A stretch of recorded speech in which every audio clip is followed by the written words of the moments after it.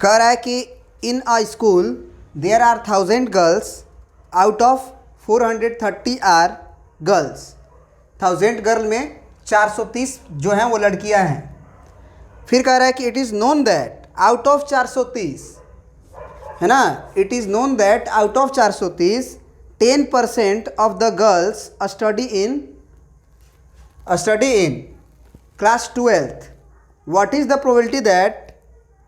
probability that a student chosen randomly study in class 12th given that the chosen student is a girl? एक बात बताओ, पहले ना घबराना मत, कभी भी क्वेश्चन बनाते वक्त प्रोबेबिलिटी का ध्यान से सोचना इस चीज़ को, है ना। छोटा छोटा चीज़ बना सकते हो। जैसे कह रहा है कि in school there are 1000 girl, तो टोटल जो लड़कियां हैं हमारे पास वो 1000 हैं।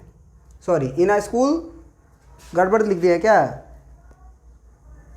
इन a school 1000 student, sorry, in a school there are 1000 student है, यहाँ पे गर्ल नहीं है। देयर आर 1000 स्टूडेंट, उसमें से out of which 430 are girl.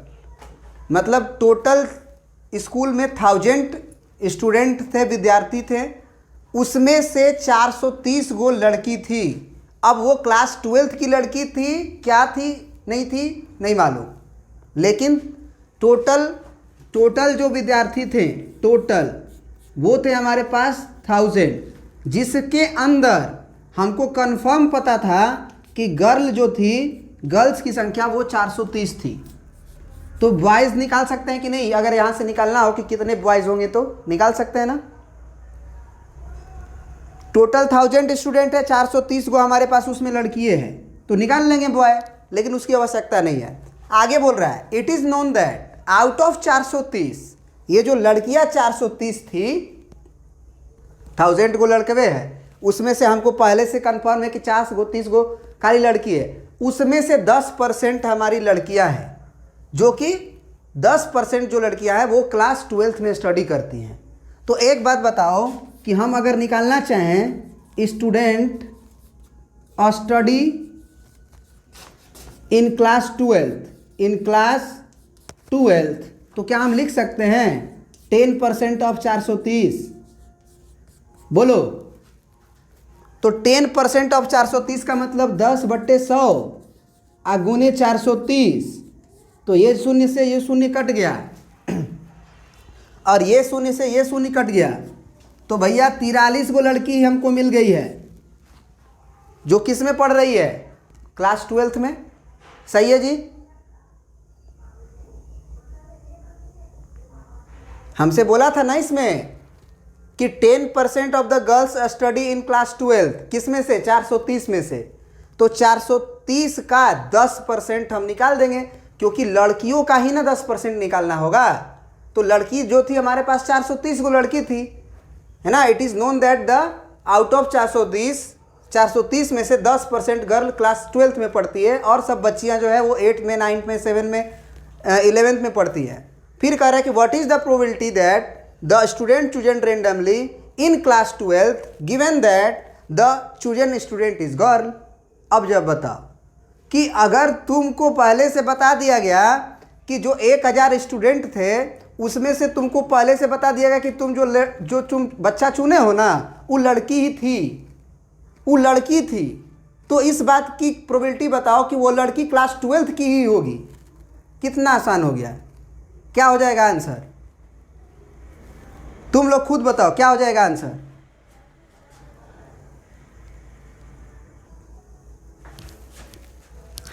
अरे भैया तुमको अगर ये बात पता है कि लड़की ही है, तो लड़की कै गो है टोटल? 1000 में से 430 गो, तो टोटल जो होता है गिवन जो है वो 430 गो लड़की हमको पता है। उसमें से हमको बताना है कि वो लड़की में से हम जो जब चुने होंगे तो वो क्लास 12th की ही लड़की आई होगी। इस बात की क्या प्रोबेबिलिटी है? तो क्लास 12th की लड़की कै गो है? 43 गो ना है, तो उस 43 में से कोई भी आ जाए तो आंसर हो जाएगा 43 डिवाइडेड बाई 430, तो 43 से 10 बार में कट जाएगा ये, तो 1/10, मतलब हम क्या कह सकते हैं 0.1%। क्या समझ में आया?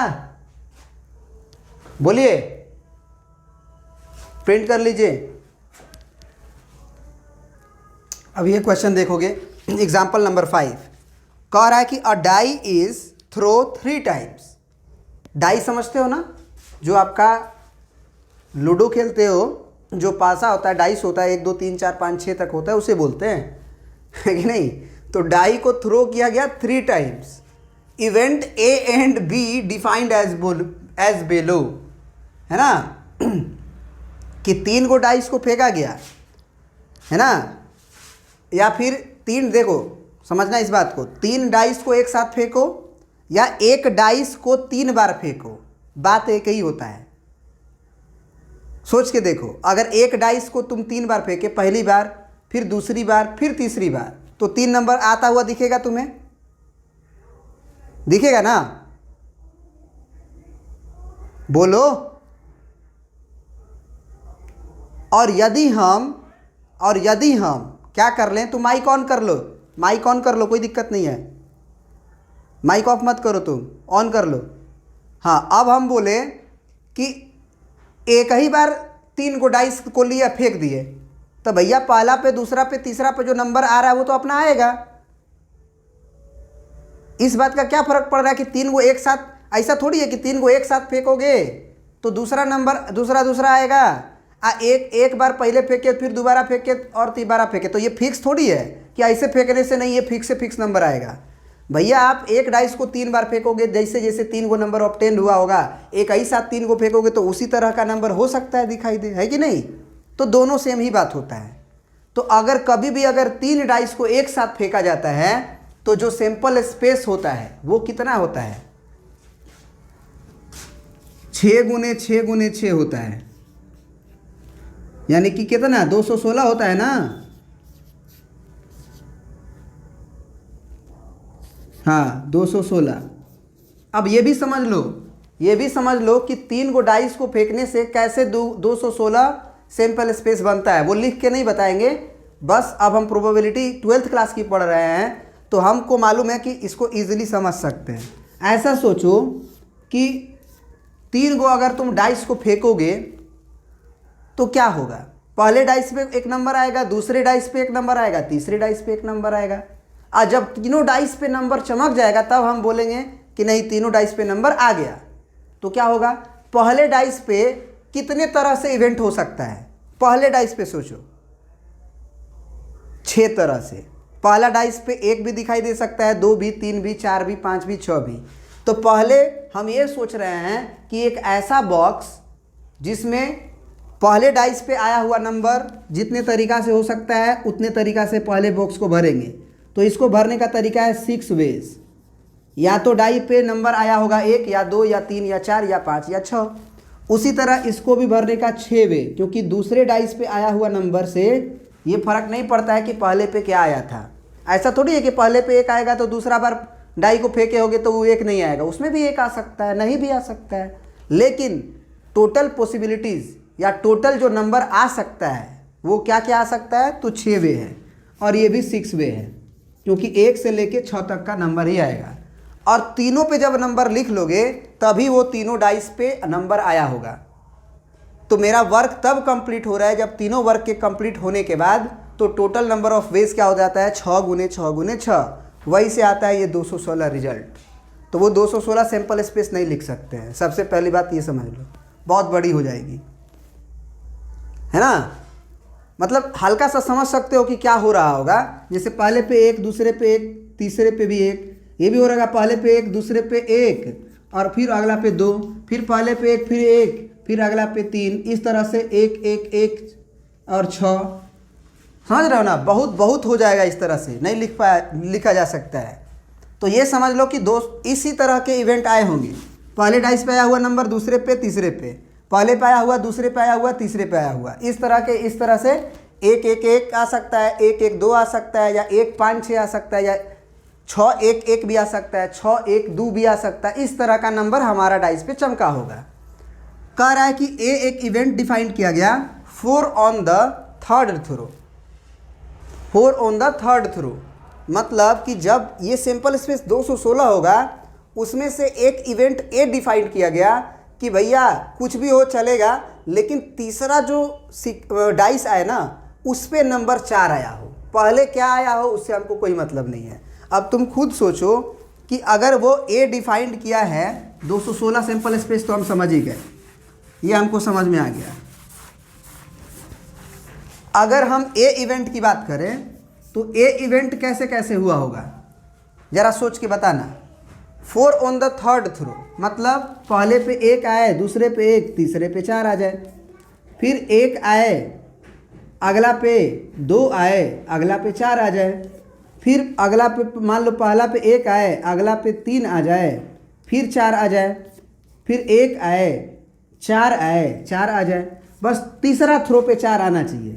1 हो जाए, 5 हो जाए, फिर 4 हो जाए, ये भी हो सकता है 1 हो जाए, 6 हो जाए, 4 हो जाए, है कि नहीं।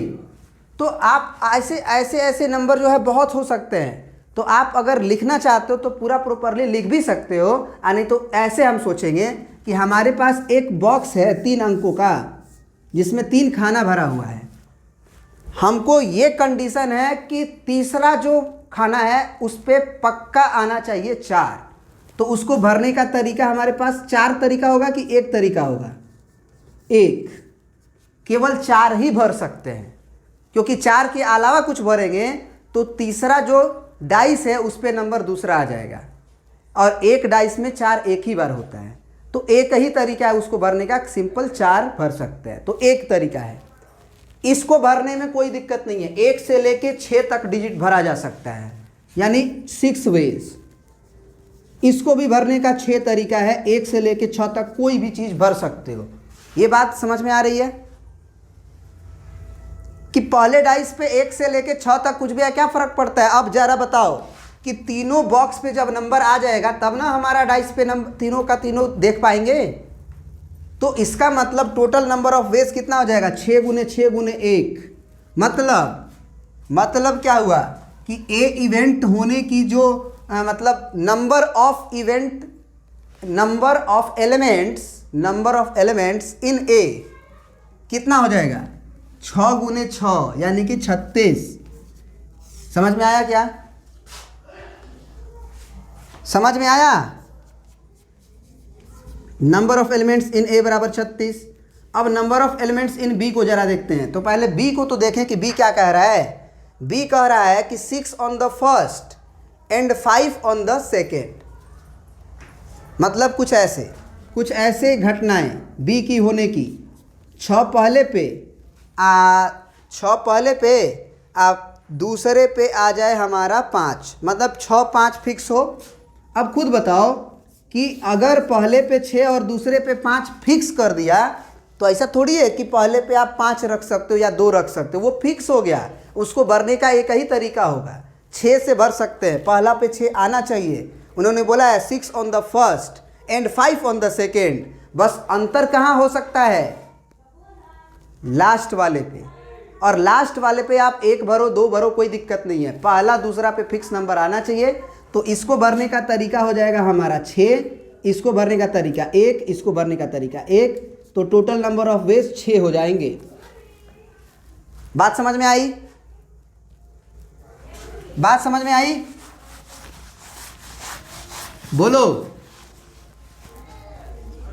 अब जरा बताओ कि हमसे पूछा है कि फाइंड द प्रोबेबिलिटी ऑफ ए, माने ए के घटित होने की प्रोबेबिलिटी गिवन दैट, ये ऑलरेडी बता दिया गया है कि बी हैज ऑलरेडी अकर्ड। तो अगर बी हो चुका है तो यही में से ना नंबर आया होगा। बी हो चुका है तो यही में से नंबर आया होगा, माने लास्ट डिजिट 4 आया होगा पक्का। और पहला दूसरा पे वेरिएंस हो सकता है, बहुत ज़्यादा वेरी हो सकता है। तो एक बात बताओ कि जो तुम्हारा बी ए के होने की प्रोबेबिलिटी है, सॉरी यही ना है, गिवन दैट कि बी हो चुका है। अरे बाबू बहुत आसान हो गया, बी हो चुका है मतलब ये हो चुका है, सॉरी हम ये बोल रहे थे ये हो चुका है ना। बी कह रहा है कि गिवन दैट कि B has already occurred, B हो चुका है मतलब कि पहले डाइस पे 6 आ गया होगा और दूसरे डाइस पे 5 आ गया होगा, ये पक्का पता है। तो ये जो सैंपल स्पेस है वो कितना हो गया, केवल 6 ही ना, केवल 6 ही होगा ना सैंपल स्पेस। अब इसी में से बस चेक करेंगे, इसी में से बस चेक करेंगे कि थर्ड थ्रो में हमारा डाइस पे क्या आया हो, 4 आया हो। कह रहा है ना कि प्रोबेबिलिटी ए के होने की। तो ए कब होगा, जब हमारा 4 ऑन द थर्ड थ्रो, 4 है ना, तीसरे थ्रो में हमारा क्या आ जाए, 4 आ जाए। ये बात पहले से बता दिया गया आपको, उसको तो लिखने की आवश्यकता ही नहीं थी, बस समझ गए वो काफ़ी है। हमको गिवन दैट, हम बोले थे ना कि गिवन दैट के बाद वाला लिखना। तो गिवन दैट का मतलब क्या कि बी हैज़ ऑलरेडी अकर। तो बी हैज़ ऑलरेडी अकर का मतलब 6 5 1 6 5 2 6 5 3 6 5 4 6 5 5 6 6 6 सॉरी 6 5 6 आया होगा। तो इसका मतलब क्या हो जाएगा आंसर, 1/6, क्योंकि लास्ट में तो बस एक ही ना तरीका है 4, इधर तो फिक्स है ना। बात समझ में आ गई? बात समझ में आ गई कि नहीं, बोलिए। तुम्हारा क्या नाम ये है कि सर बॉक्स वाला जो बनाया जाता है उसमें हमको दिक्कत होता है। उसमें दिक्कत होने का यही कारण है कि आप क्लास 11th में अच्छे से प्रोबेबिलिटी या फिर आप कह सकते हो कि परमुटेशन कम्बिनेशन अच्छे से नहीं पढ़े हो। कोई दिक्कत नहीं है, हम यहाँ पे उस चीज़ को क्लियर कर देते हैं, है ना। एक रूल होता है मल्टीप्लिकेशन रूल ऑफ काउंटिंग और एक एडिशन रूल ऑफ काउंटिंग, दो चीज़ें होती है ना, दो चीज़ें होती है, मल्टीप्लिकेशन रूल ऑफ काउंटिंग और एडिशन रूल ऑफ काउंटिंग। समझिएगा ध्यान से। अगर हम बोले एक इवेंट ए बोले कि आपको सिटी नंबर P से सिटी नंबर Q पे जाना है और इसका रास्ता हमारे पास